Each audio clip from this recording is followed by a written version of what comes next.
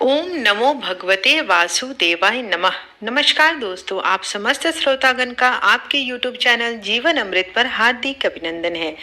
आज बृहस्पतिवार है और आज के दिन बृहस्पति देव की पूजा करना अति शुभ माना जाता है। तो चलिए आज हम श्रवण करेंगे बृहस्पति देव की व्रत कथा, तत्पश्चात आरती।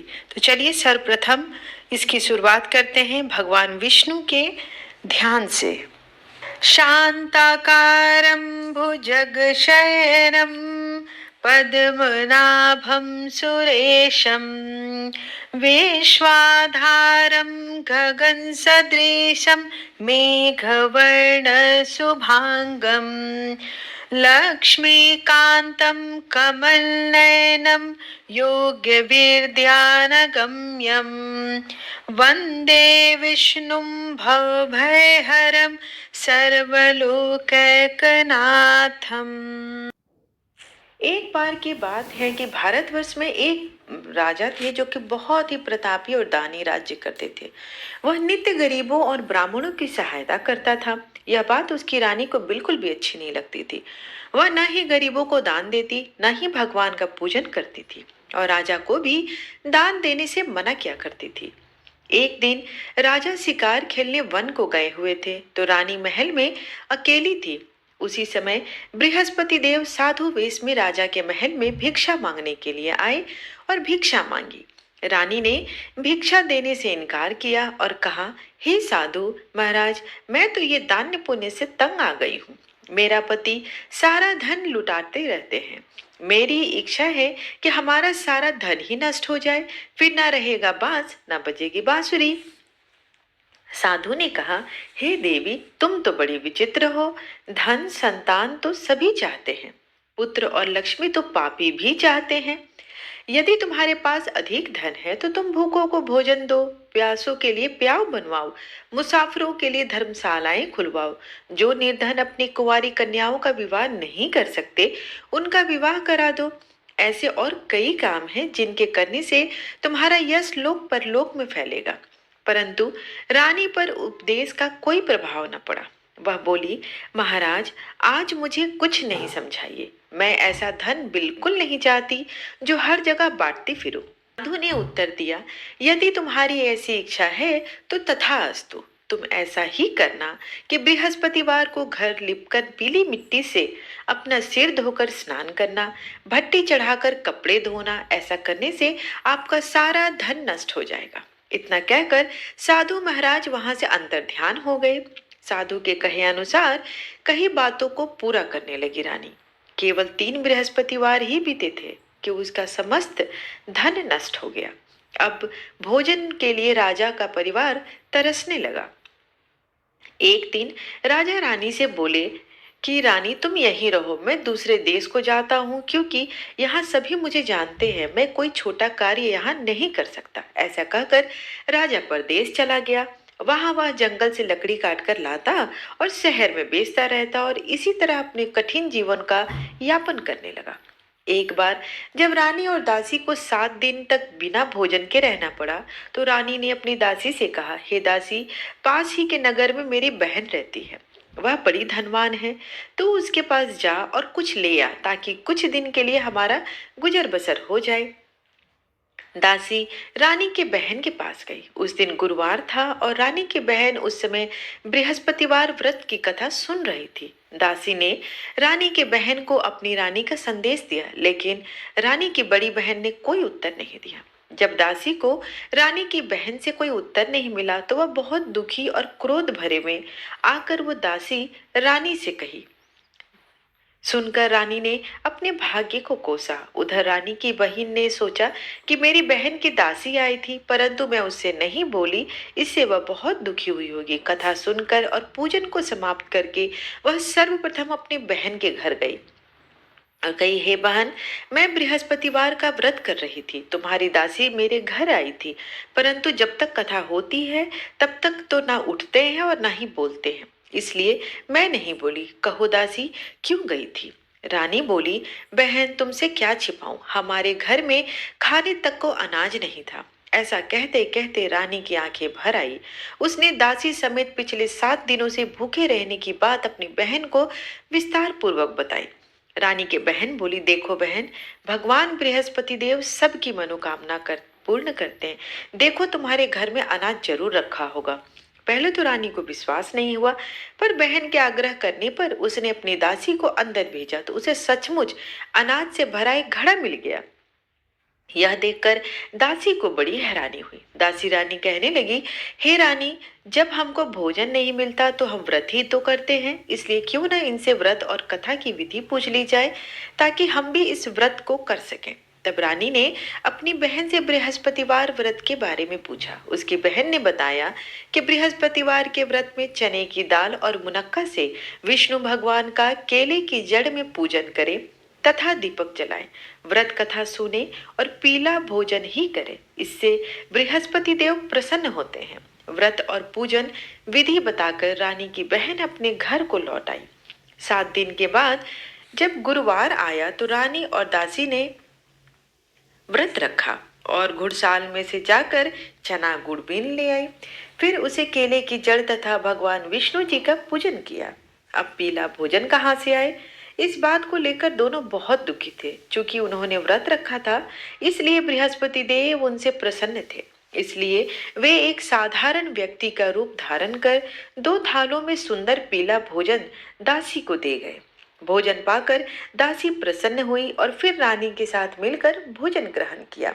उसके बाद वे सभी गुरुवार को व्रत रखते और पूजन करने लगे। बृहस्पति भगवान की कृपा से उनके पास फिर से धन संपत्ति आ गई, परंतु रानी फिर से आलस्य करने लगी। दासी बोली, देखो रानी, तुम पहले भी इस प्रकार आलस्य करती थी, तुम्हें धन को रखने में कष्ट होता था, इस कारण सभी धन नष्ट हो गए। अब भगवान बृहस्पति देव की कृपा से धन मिला है तो तुम्हें आलस्य नहीं करना चाहिए। रानी को समझाते हुए दासी कहती है कि बड़ी मुसीबतों के बाद हमने यह धन पाया है, इसलिए हमें दान पुण्य करना चाहिए, भूखे मनुष्यों को भोजन कराना चाहिए और धन को शुभ कार्यों में खर्च करना चाहिए, जिससे तुम्हारे कुल का यश बढ़ेगा, स्वर्ग की प्राप्ति होगी और पितृ भी प्रसन्न होंगे। दासी की बात मानकर रानी अपना धन शुभ कार्यों में खर्च करने लगी, जिससे पूरे नगर में उसका यश फैलने लगा। एक दिन बृहस्पतिवार का दिन था। एकाएक उसने देखा कि उस निर्जन वन में एक साधु प्रकट हुए। वह साधु वेश में स्वयं बृहस्पति देवता ही थे। लकड़हारे के सामने आकर बोले, हे लकड़हारी, इस सुनसान जंगल में तो किस चिंता में बैठे हो। लकड़हारे ने दोनों हाथ जोड़कर प्रणाम किया और उत्तर दिया, महात्मा जी, आप सब कुछ जानते हैं, मैं आपसे क्या कहूँ। यह कहकर रोने लगा और साधु को अपनी सारी आत्मकथा सुनाई।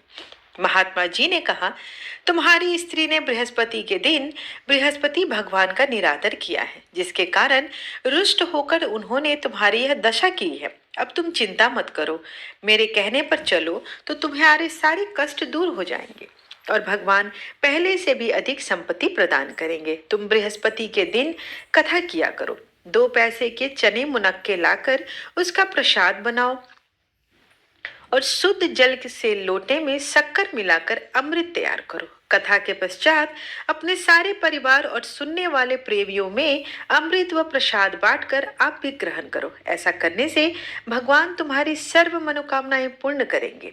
साधु के ऐसे वचन सुनकर लकड़हारा बोला, हे प्रभु, मुझे लकड़ी बेचकर इतना पैसा तो नहीं मिलता जिससे मैं भोजन करने के उपरांत कुछ बचा सकूं। मैंने रात्रि में अपनी स्त्री को व्याकुल देखा है, मेरे पास कुछ भी ऐसा नहीं जिससे मैं उनकी खबर मंगा सकूं। साधु ने कहा, हे लकड़हारे, इसी बात की चिंता मत करो। बृहस्पतिवार के दिन तुम रोजाना की तरह लकड़ियां लेकर शहर को जाओ। रोज से तुम्हें दुगना धन प्राप्त होगा, जिससे तुम भली भांति भोजन कर लोगे तथा बृहस्पति देव की पूजा का सामान भी आ जाएगा। इतना कहकर साधु अंतर ध्यान हो गए। धीरे धीरे समय व्यतीत होने पर फिर वही बृहस्पतिवार का दिन आया।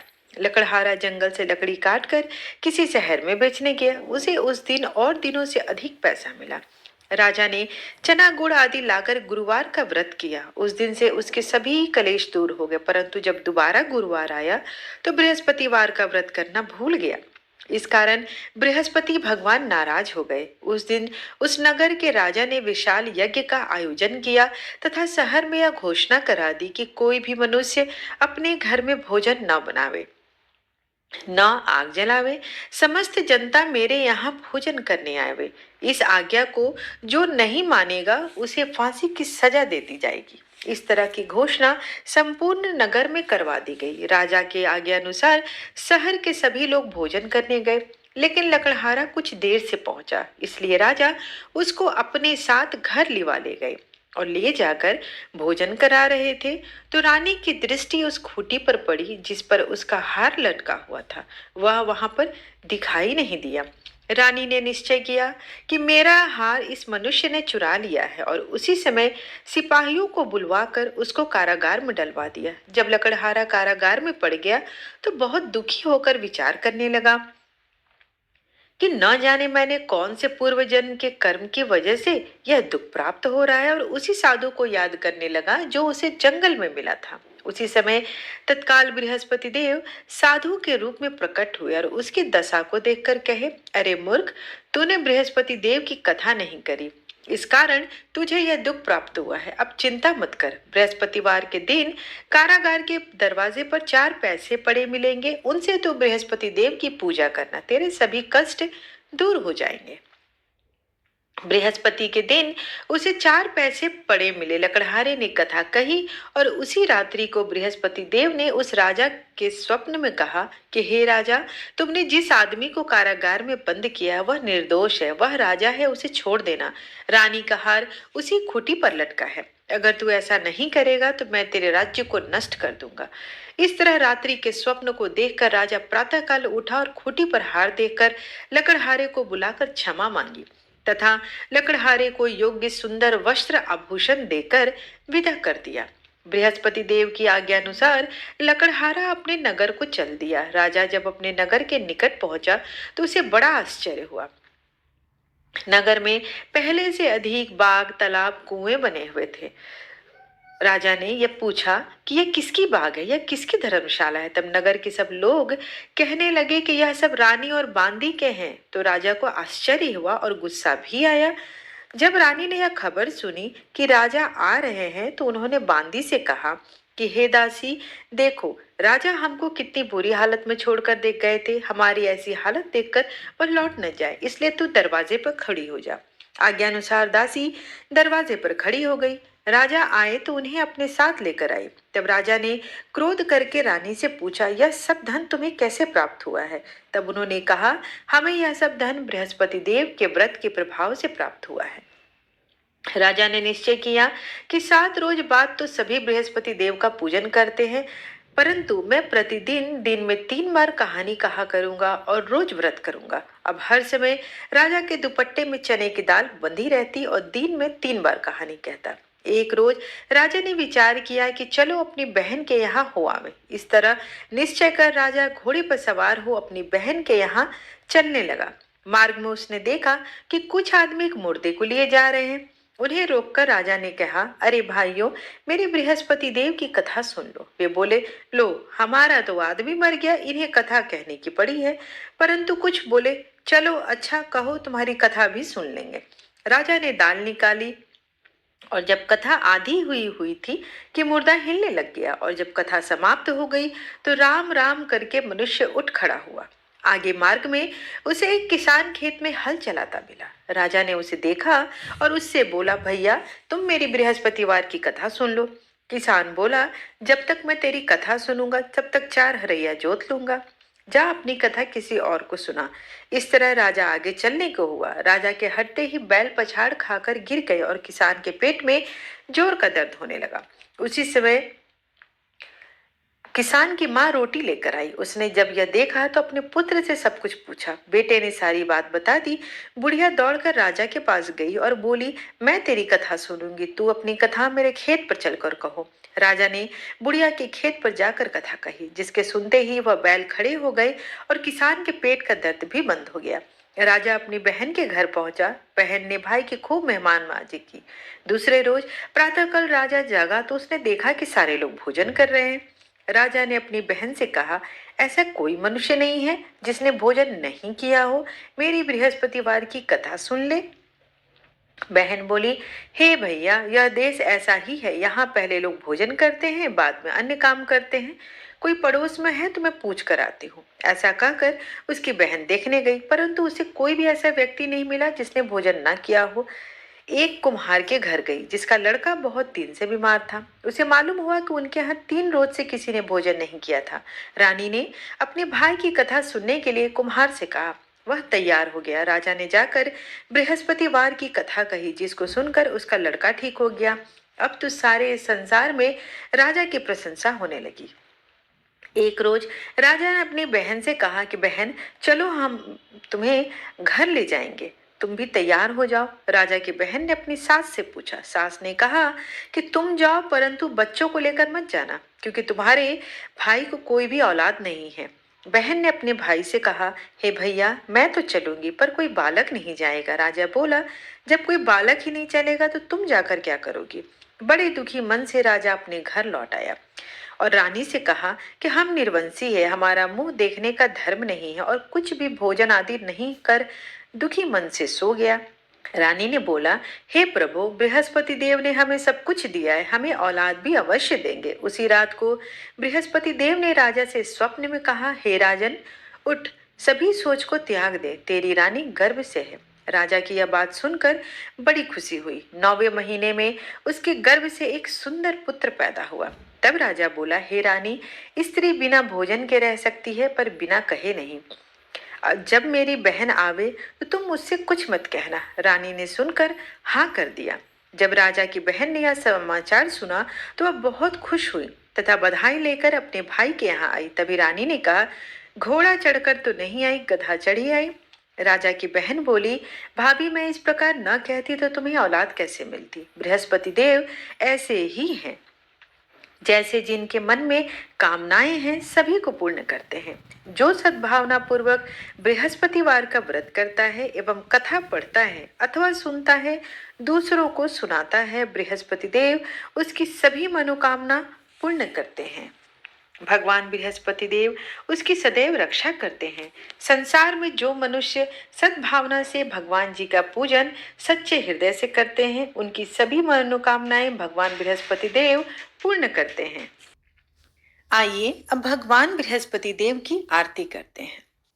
ओम जय बृहस्पति देवा, ओम जय बृहस्पति देवा, छिन छिन भोग लगाओ, कदली फल मेवा।